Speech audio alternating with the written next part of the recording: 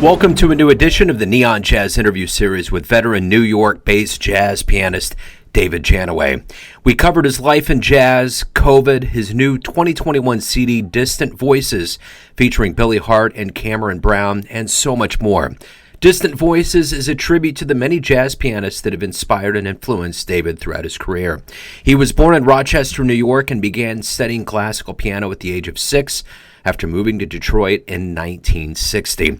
His early influences were Marcus Belgrave and the great Bill Evans. After moving to New York City in 1978, the world opened up with gigs with the likes of Art Farmer, The Supremes, David Fathead Newman, Sonny Fortune, Billy Hart, Tom Harrell, and so many others. Enjoy his story. Thanks for taking a minute out for Neon Jazz. I appreciate it. It's my pleasure.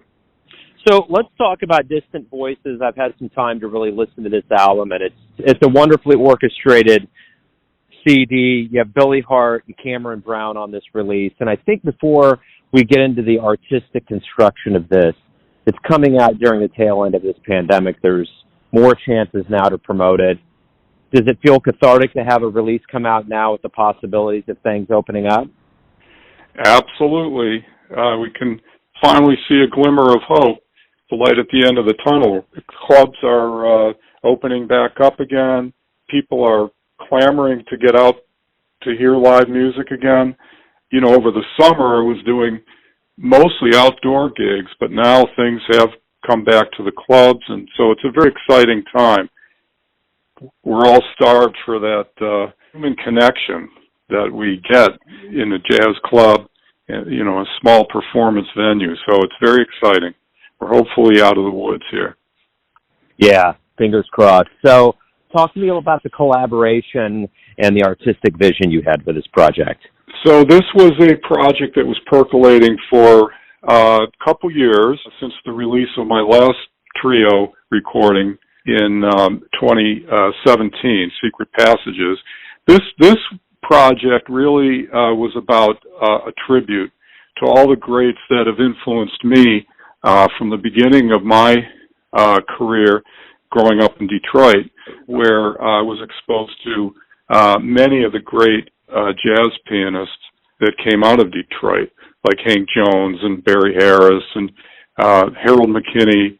So this was an opportunity, especially during the COVID when I had more time, to really delve in and pay tribute to all of the greats that have influenced me throughout my whole career, and especially given all the greats that we've lost in the last couple of years, like Larry Willis and Harold Mabern, McCoy Tyner, Mike Longo, Chick Corea. I mean, the list goes on and on. So this seemed like the appropriate time to pull this together, and Billy and Cameron, who I've played with for years in different settings, were available, and so it just came together. So I'm thrilled with the results. I also composed a few tunes for this CD, especially in regards to the tribute. So there's one composition dedicated to Cedar Walton called One for Cedar, and the arrangements also were made in mindset to try to pay tribute to the great masters that have left us. What's your ultimate hope for the listener when they buy and download this? What do you hope they get from this overall project? Well, I hope they, first of all, just connect with the music on an emotional level, which is what I always look for when I'm listening to music for the first time. Does it speak to me? And I hope that the interplay with this trio will also bring listeners in, because there's a fairly high level of intuition and symbiosis going on here in this trio. I'm just so excited about, being able to continue to play with these great musicians. And so there's that, and there's also then being drawn into this tradition, this rich tradition that we call jazz, and really getting a kind of an overview of the whole history of jazz piano, because I have compositions that I'm playing by Walter Bishop Jr., Waltz for Sweetie, and all the way through Bill Evans, his arrangement on Blue Surge, the Ellington classic. So I'm really presenting the whole history of jazz piano here in an effort to pay tribute. So I hope the listener gains that appreciation of the whole history of the music through the piano. During this time of self-reflection, COVID's been kind of the tapestry we've all lived through, and it's really encapsulated all of us. What did you learn about yourself during this time that maybe you didn't realize that's going to make you stronger as we all reemerge to, new projects and going back on stage? So what I learned is that with the isolation, that it's easy to withdraw into a state of apathy or lethargy. For me, I realized that I had this ability to really dig deeper, to use that as an opportunity to fill in some of the gaps in my playing, to go back and to really take stock of all of the influences throughout my career and to try to generate creativity, something to ignite that spark, to keep the creative process alive. That's what I discovered during this, is that I have that ability to do that and to organize the project. So to bring other people into this to connect, which is what we all need during this period, right? Without a doubt. I think that's what we've learned too. So let's go back to your beginnings in the Motor City, and I want to know, how did you get the jazz bug? How did this life kind of unfold for you? What were some influences that went into this? So I grew up in the Detroit area in the 60s. I was very fortunate I started with classical piano for many, many years, and then gravitated towards playing in rock bands and blues and R&B. And growing up in Detroit, it was such a fertile music scene in the late 60s and 70s with Motown and many of the jazz greats coming through the Motor City. So when I guess it was around 1970 or so, I was still in high school. My father took me to hear Oscar Peterson at Baker's Keyboard Lounge, one of the oldest jazz clubs in the world, and just a terrific venue. That really did it, I would say. Also, I caught the jazz bug. A friend of mine had gone to Berkeley in one of the first years, and he came back. He was a very fine guitarist and exposed a lot of us to jazz. We started listening to first CTI recordings, which were popular at the time, and then working my way back to Bill Evans and the great jazz pianist Oscar Ahmad Jamal.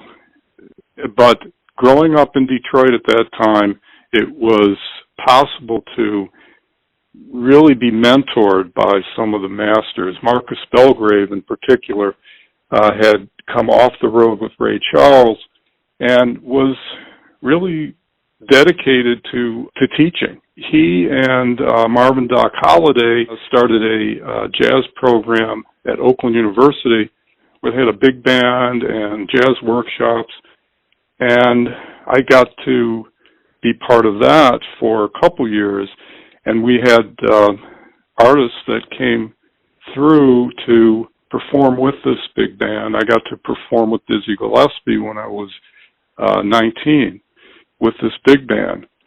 There were all kinds of amazing opportunities, available at that time. There was so much work. I worked with the Supremes. I worked with Roy Brooks, Donald Walden, really great jazz musicians in Detroit. So it was a time that is quite different than these days, where musicians are all, having a hard time just finding any gigs at all. On the contrary, back then there was plenty of work to go around. So, and most of the learning was done on the bandstand. So I think that's maybe a long-winded answer. It was a great opportunity, great timing. Speaking of that, your answer was good timing into my next question, which you've mentioned some pretty heavy cats in the world of jazz, but you also were around Art Farmer, David Fathead Newman. There was a lot of musicians you've been around. What did you learn and glean from those legends and luminaries and masters that you, in turn, have taught younger players that you've been around? Well, I was very fortunate to play in a house rhythm section in Detroit at a club called Dummy George's. Art Farmer came through, as many of the masters did, and they picked up a local rhythm section. So I got to work with him during that time period. God, I don't know, I guess I was about 20 at the time. What Art did was turn me on to recordings that he had done with Cedar Walton and Sam Jones. And so what he did was expose me to this lineage through working with him. And I also got to work with him when I moved to New York in 1978, which was really take care of the basics of, playing the right changes, playing all different tempos, being able to know the repertoire. And as a pianist, that's very important, obviously. And also to be able to swing. That's fundamental. These fundamentals are what I try to convey to the younger musicians. I've been running the jam session at the Jazz Forum here in Tarrytown, New York, for the last 4 years since the club has been open. And every month, this is what I try to stress to the younger players, is really doing your homework, with the basics, being able to play good time, knowing the standard repertoire, being able to swing. This is the tradition that's been passed on and will continue to be passed on. You've been at this for a long, long time, and I'm curious, what do you like the best about being a professional musician? What's the thing you look forward to the most when you wake up every day? Without a doubt, it's the experience of playing music and that entering into that state of mind, which has been called, flow. It's an ecstatic state. That experience is just really so wonderful, and so wonderful to share with others, because it's a healing force. It brings people together. You forget your everyday worries. And then there's also, jazz is such a deep tradition, and of course, Afro-Americans' contribution to world culture. This tradition is so deep that one can spend a lifetime studying it, and that's extremely rewarding. So every day, there's more and more to explore and to study. So now I'm reading a biography of Bud Powell by Francis Padura, I think, and really delving into some Bud Powell that I never explored before. With the beauty of YouTube, I'm able to access some very rare recordings, and some working on some Bud Powell compositions that I hadn't played before. There's always, enough to be working on. There's never enough time. Yeah, I agree.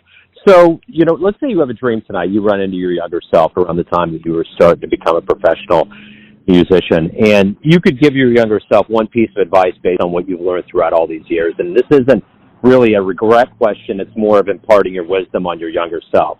What's the one thing that you would tell your younger person? To slow down and relax.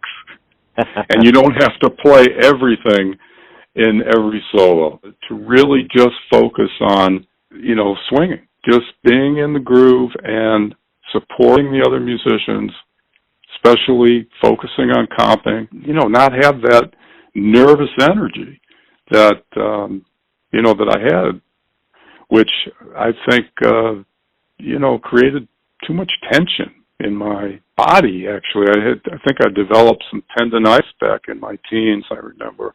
It took a while for me to really study the masters, to watch them actually play. Like, this was something I really learned from going to Bradley's when I moved to New York.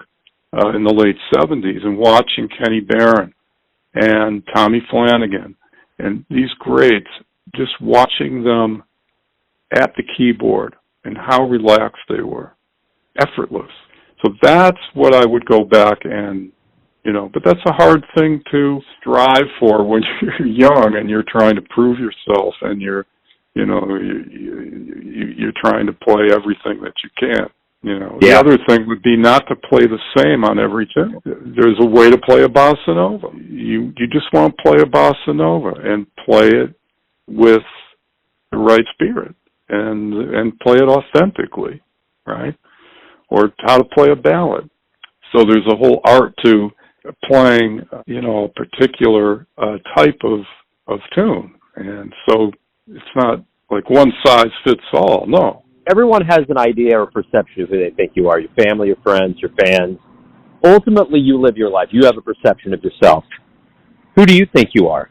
That's a more complex question because I'm also a psychiatrist and have practiced for 30-some years, and also a husband and a father. I would like to see myself as someone who is trying to every day make the world a little bit better by giving back, and that true happiness is about giving. When I'm playing or when I, see patients, it's all about that. It's about listening, being supportive, expressing, being supportive of the creative process of trying to bring people together.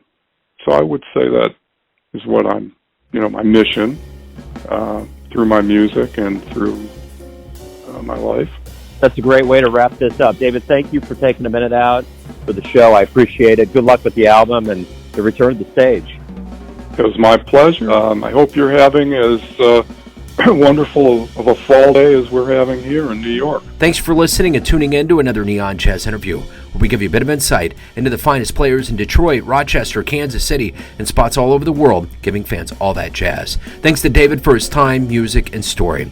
If you want to hear more interviews, go to Famous Interviews with Joe Domino in the iTunes Store.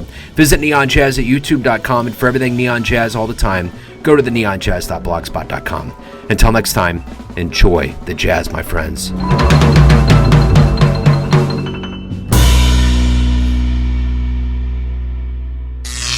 Neon Jazz.